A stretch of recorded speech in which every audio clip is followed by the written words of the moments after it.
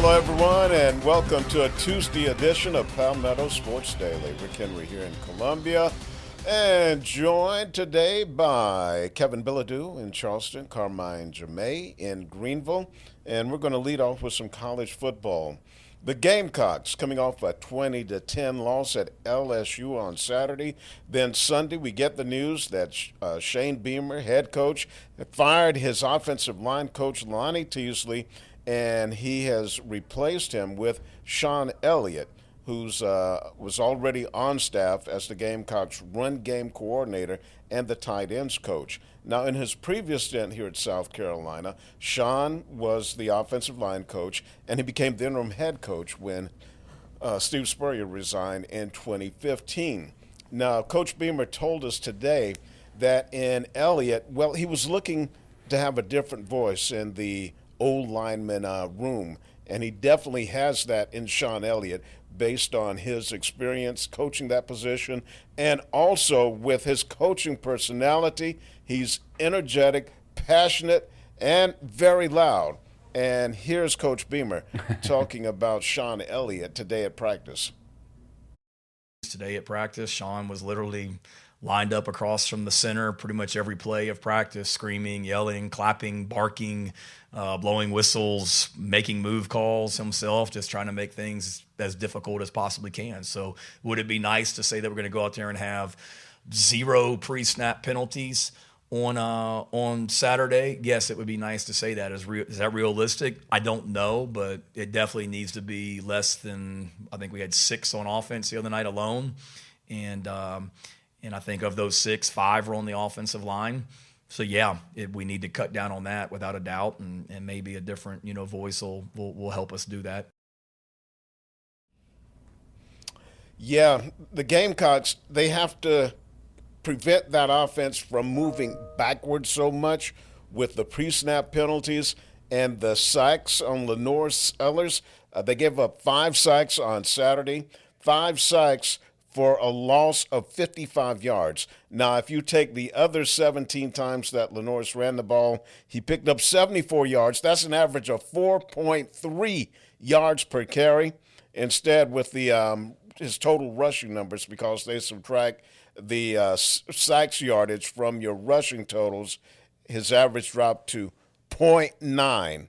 So you will see if Sean Elliott can reverse that trend of going backwards. Kevin, your thought on Sean Elliott taking over as the offensive line coach? About this move, and Sean Elliott's done some great things with the offensive line when he was leading this group in the past. But I'm not sure I understand where this optimism is coming from, like they're bringing in a brand new coach who's just going to turn everything around right away. Sean Elliott has been in that room for this entire season. Like you mentioned, Rick, he's been the run game coordinator. So I would assume he had some work with the offensive line at some point along the way during this season. So I'm not sure that I buy he's going to walk in and all of a sudden this line is going to be pushing people back and there's going to be giant holes for Sellers and all the running backs to run through and pick up all this big yardage. I hope it happens for South Carolina. I like Sean Elliott a lot, from his first tenure as the interim head coach with Carolina, then his time at Georgia State, and now coming back to South Carolina. He's obviously been a fan favorite. He brings a lot of enthusiasm everywhere he goes, but I'm just not sure that I buy that he's going to walk right in and this whole group is going to turn around, Carmine.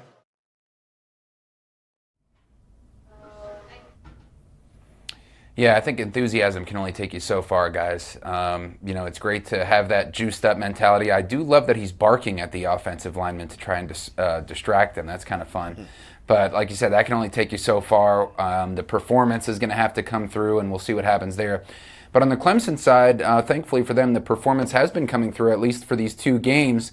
We've seen somewhat of a turnaround. Now, I know small sample size and 2 weaker side opponents on the ACC, with Chapel Bill in Chapel Hill. Then you have Chestnut Hill with Boston College.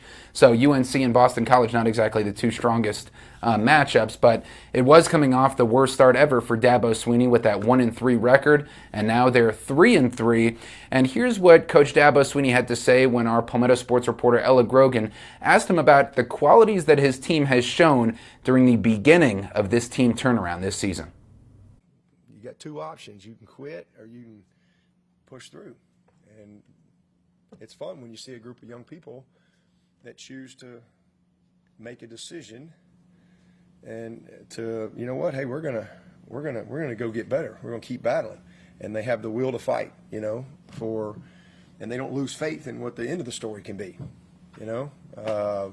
So yeah, I'm proud of them. Leadership's been great, but not surprising at all. Man, it's who they've been. I mean, you know, it's the frustrating part of this season to this point is this team's done everything right. They've done everything right, but that's football. You know, I mean, the ball doesn't always, and that's the seasons of life too. That's what I say. I look at it every year as a season of its own, and you try to get better. Some teams overachieve, some teams underachieve a little bit, but you know, you count them all up at the end, and you go from there. But when you hit some adversity, and in football you're going to have it, what do you do? How do you respond? Does it get worse, or do you battle back? And these guys have been awesome. I mean, they really have. They've been, you know, together. You see their heart. They care about Clemson. I mean, they love Clemson. Nobody hurts more than these players or staff. And so, again, what do you do? And you know, you get back up and you go again. And so they've had good couple weeks, but every week's a playoff game for us. Every single week, man. It is everything we got. And then we'll get a result, and we got to reload and go again. And then we'll count them all up at the end of the year. And you see Dabo wearing the Tigers for Tatas fundraising campaign ahead of the breast cancer awareness game, hosting SMU. And he was proudly explaining all the initiatives that Tigers for Tatas has made, which is including $14 million, guys, raised for breast cancer awareness since this program was started in 2010. They have a mobile mammography bus that's traveling around to underserved communities to try and get those early screenings, and mentioning as well that 1 in 8 women will be diagnosed with breast cancer in their lifetime. So just great initiatives there. Just want to mention that because clearly out of the ordinary outfit for Coach Sweeney to be wearing. But this is a rematch against SMU for the breast cancer awareness game, and a rematch of the ACC championship game from last season where Nolan Hooser kicked that 56-yard field goal at the buzzer to win and advance the Tigers to the college football playoff. So not only has Clemson started turning around its season, but the performance of Cade Klubnik has started turning around as well. In this last game against Boston College, 22 for 30 passing, 280 yards, and 1 passing touchdown, also had a rushing touchdown. And in the game before that, at Chapel Hill, threw for 4 passing touchdowns, going 22 for 24 passing, 254 yards. But let's take a look at this video, because there was a scary moment in the third quarter for Cade Klubnik when he got hit trying to dive close to the end zone and took a really difficult hit. He was limping around, stumbling, and the word was that it was an ankle injury in the postgame from Dabo Sweeney. But he did tell us on Saturday night in Boston that Cade was actually taped up trying to go back in the game, but it didn't really make any sense for him to do it because the team was up 34-10 at the time. Game seemed very well in hand, so get backup Christopher Vizina some reps in there. Cade stayed out, went into the medical tent, came back out, and told us in the post-game afterwards that he was fine, ready to go. Here's an update from Coach Dabo Sweeney just in the press conference today on his starting quarterback's condition. Oh yeah, sure. I mean he's sore. But again, he's expecting to play. We smart with him. We got almost a week before game time, so he's played a lot of football. So he's. The main thing right now is just getting him, make sure he's got the plan down, and then he'll work into practice and be ready to go. Yeah. And I haven't seen too many instances of Dabo calling on a reporter to try and move on from a question, guys. I don't know exactly how demonstrative that reporter was being, maybe to wave him down. I doubt it, but it seemed like Dabo wanted to get on and move on from that conference or that topic in the press conference. But Kevin, I'll toss it to you. Do you think that the Tigers have turned the corner and are now going to maybe start a winning streak like they did a couple seasons ago, along with Cade turning a corner? Or do you believe it's more like weaker opponents and this Tigers team is just really not what we thought it was? I don't think we know yet, Carmine. I think the weaker opponents thing is true because North Carolina and Boston College aren't anywhere near the class of the ACC at this time. But with the way Clemson is playing, and we said this last week after the win over North Carolina, this is the way we expected them to play this entire season, whether it was starting off against LSU or going up against Troy. We thought this was the Tigers team we were going to see. So it's a good thing that we're seeing it now over the course of the last couple of weeks, but I'd like to see him do it against SMU. I'd like to see him do it against the next couple of games they have. We talked all last week about this gauntlet that South Carolina has in their schedule. Clemson's schedule, not quite as hard. And these are games they should be able to roll off a few wins in and, get themselves back to way above 500 and competing for a solid bowl, Rick. Yeah, guys, I don't think we can say that the Tigers have turned the corner. I can say that, okay, they've made their way up the street to the intersection. Now, which way do they go? They've been trending in the right direction, and you especially like to see Cade Klubnik pick up his level of play. And when you look at Clemson's schedule, especially when you compare it to South Carolina, there's opportunity there for Clemson to really go on a roll. Who knows? Maybe even close out the rest of the regular season undefeated, go 8-4, 9-3, play their ways into a decent bowl game. But because of what we've also seen this season, it's too early to say that because it could go south again. Yeah, definitely agreed there, Rick. And I love your analogy. I think the Tigers have their blinker on and they're trying to figure out, which way they're going to turn, like you said. But Kevin, hey, how about CSU playing some football? They're trying to turn the corner as well. Yeah, Charleston Southern going on the road this weekend as they'll take on Western Illinois, two teams that are both looking for their first win in conference still in the Big South OVC. CSU put up a good fight this past Saturday at home as they were taking on Tennessee Tech, a team that's ranked in the top 10 in the FCS poll. They were 33-point underdogs at home going into that one on Saturday. Managed to stay pretty close with Tennessee Tech the entire way. There you see Colin Drafts, the former quarterback, had his number retired at halftime during this one. Like I said, Bucks managed to stay close for the majority of the game, but end up losing 27-13. Head coach Gabe Gardenia telling me after this one that there is no place for moral victories in this program and at this time of the year, but he was still really proud of the way his team hung with one of the top 10 teams in the country last week. So that was a good thing. And now they get ready. Like I said, they go on the road. They face a Western Illinois team who kind of in the same spot the Bucks are in, still looking for that first conference win, still looking to kind of get their whole season on track as CSU gets ready to go on the road. Yeah, I mean, it's two similar teams. We feel like we should have, won one 2 weeks ago. They certainly feel like they should have won last week. We lost the games in similar fashions. So I think both teams are going to be incredibly hungry. And, it's for us, it's just all about taking care of our business and doing our little things right here. And our guys want to win. That's the bottom line. And we can only do that one game at a time. Bucks and Western Illinois coming up on Saturday. We're just getting going here on Palmetto Sports Daily. We'll be back right after this.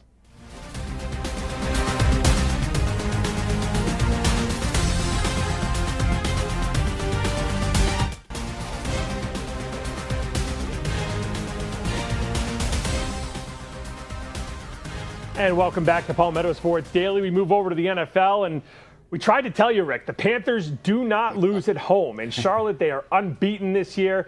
Rick came back to us on Football Friday and just said he wasn't worried about it. We were going to see horses just riding through the streets of Charlotte all day as the Cowboys were going to cruise to a victory in Charlotte over the Panthers. And Rick, you were at that game with your family. I'm sure it was a memorable experience. Why don't you tell us everything you saw in Charlotte on Sunday?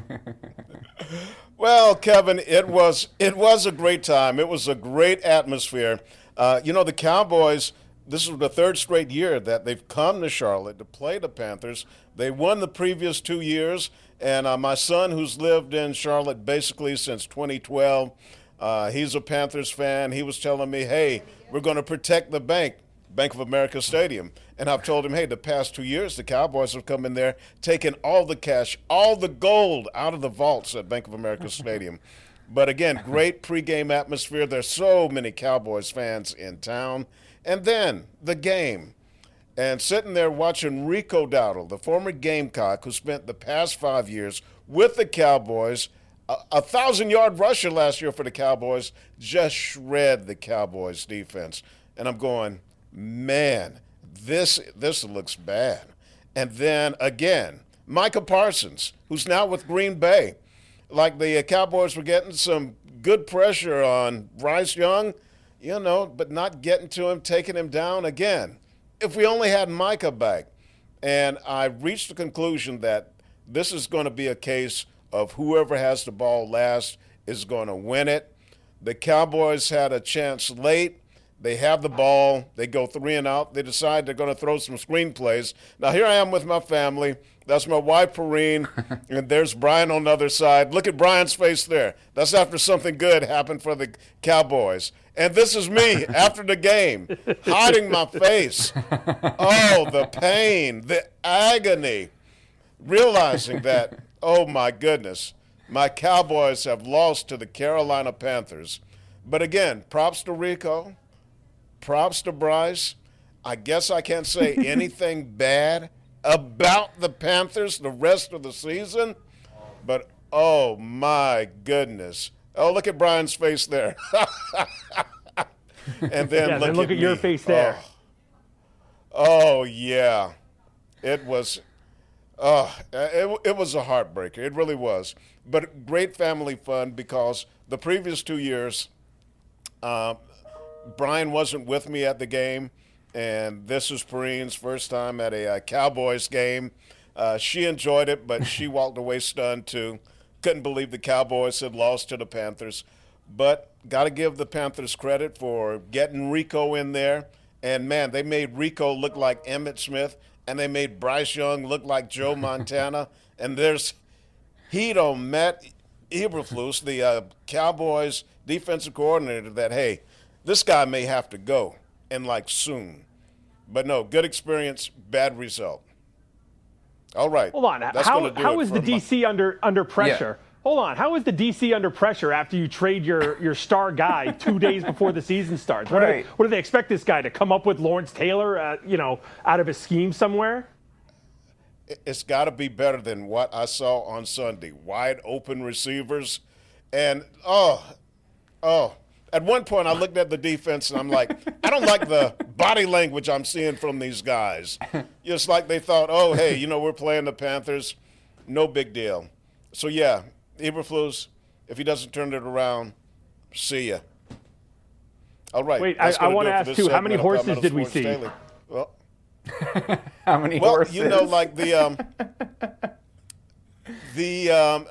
the intersection where I saw the horses last time, to beat the traffic because the traffic is so bad, we drove to Bryan's, and then we took an Uber to the stadium, and they have so many streets closed off that they have to drop you off like a block or two away from the stadium. And although we walked around a good bit, I didn't get to that intersection where the horses were, so I didn't see any horses.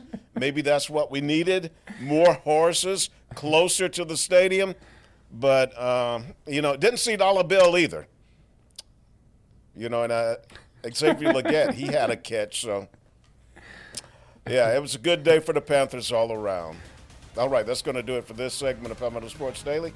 Take a quick time out. We'll be right back.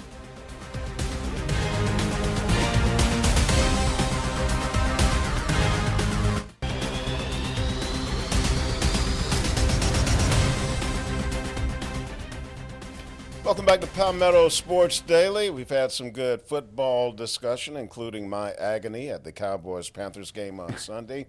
Right now, we're turning our attention to basketball. The SEC, their version of Media Days, today in Birmingham, Alabama. All the head coaches from all of the basketball squads in the conference getting together to talk about the upcoming season.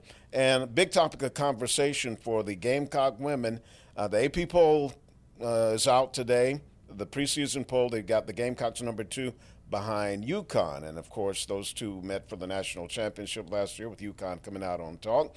Yesterday, we got some bad news for USC. Chloe Kitts, their senior forward, is out for the season with a knee injury. Surgery is required. There's Chloe there after winning the MVP at the SEC tournament this past season. They're going to miss her defense, her rebounding, her ability to score down low. And here's head coach Don Staley talking about filling that void left by Chloe's absence. It's not like, we're going to ask somebody to be Chloe, because that's impossible. But we're unafraid to go into the season without Chloe. Like, you're not going to see us. We're not going to skip a beat. Our players know that anytime we sustain any kind of injury, we believe in the system that we put together. We believe in the players that we assembled. I mean, if you look at throughout our time at South Carolina, we haven't had very many injuries throughout my career, but the times that we've had sustained some injuries, we won a national championship after sustaining an injury to Elena Coates, right? We'll figure out a way. Yeah. Now they're down to like 10 healthy players. And when you look at the SEC, they've got 8 teams in the top 25, like 5, 6 in the top 10. And one thing that concerns me about South Carolina, with Chloe Kidd sideline and Ashlyn Watkins, who suffered a knee injury last year and ended her season, and she announced that she's taking some time away from basketball for personal reasons. That's 2 of your best defensive players you're not going to have. Carmine? Yeah, I think this is really devastating, especially with Ashlyn Watkins being out. Now, I'm not saying they can't. I think it takes them from a shoe-in to the national championship, maybe, or right up close to, maybe Final Four, but they're still going to be right there. But without those 2, Kevin, it's going to be tough sledding at that forward position. Yeah, they're still a top 10 team perennially, but this is going to really make it really difficult for them to get back to the Final Four and win a national championship. That's going to do it for Palmetto Sports Daily. We will see you back here later.